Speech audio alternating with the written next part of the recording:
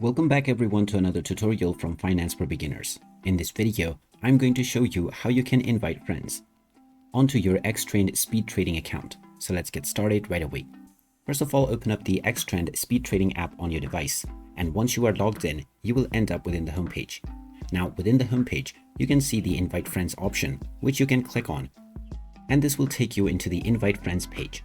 Now you can tap on the copy button to copy your reference link onto your clipboard, and then you can use any one of your preferred applications to share it with your desired person.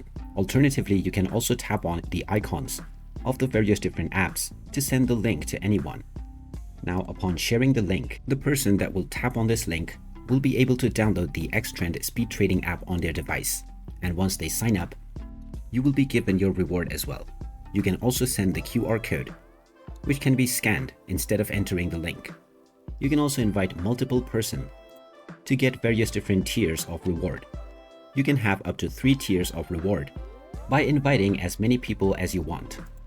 And there you have it. That is how easy it is to invite someone onto the XTrend Speed Trading app. If you find this video helpful, don't forget to hit that like button and subscribe to our channel for more useful tips and tutorials. Thanks for watching, and I will see you again in the next one.